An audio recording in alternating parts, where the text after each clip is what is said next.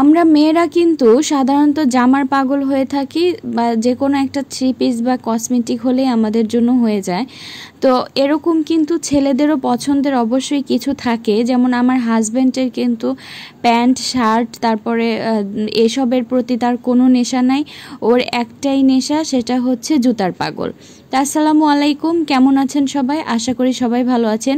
সেই দিন আপনাদের সামনে ভিডিও নিয়ে এসেছিলাম যে আমার বাচ্চা পিৎজা খেতে চেয়েছিল, পিৎজা খেয়েছিলাম আমরা, খাওয়া দাওয়া করে তারপরে আমরা চলে গিয়েছিলাম আমার হাজব্যান্ডের জুতা দেখার জন্য।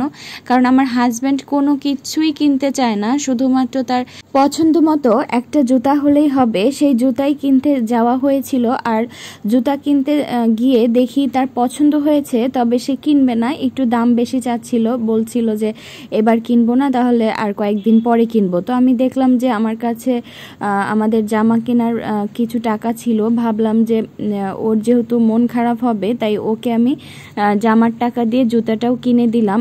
তখন মনটা ওর খুশি হয়েছিল। আসলে ওর এত জুতা ফেভারেট, আমি অবাক হয়ে যাই। মানে জুতার দোকানে ও বাহিরে বের হলে জুতার দোকানে ওর ঢুকতেই হবে, না হলে ওর হবে না।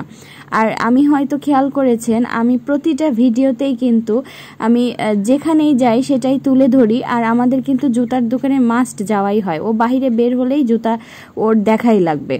তো যাই হোক, এরকম জুতা ও ট্রায়াল দিচ্ছিল যে কোনটা ভালো লাগে। তো আমার হচ্ছে ভালো লেগেছিল একটা, আর এই দুই জোড়ার মধ্যেই আমার এক জোড়া ভালো লেগেছে, আর আমি ব্ল্যাক খুবই পছন্দ করি।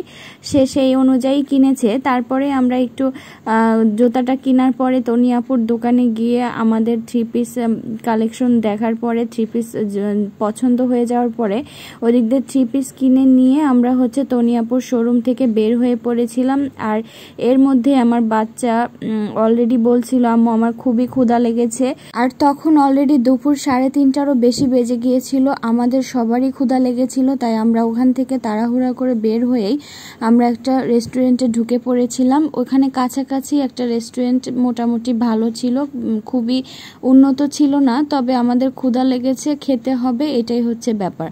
যাই হোক, ঢুকে পড়ার পরে ভালোভাবে হাতটা ধুয়ে মেনু কার্ড দেখছিলাম যে কি কি মেনু আছে। আমরা হচ্ছে সেইভাবে অর্ডার করে নিয়েছিলাম। আমি নিয়েছিলাম হচ্ছে চিকেন রেজালা নিয়েছিলাম আমি, আর ভর্তা ওরা হচ্ছে ভাতের সঙ্গেই দিয়ে দেয়।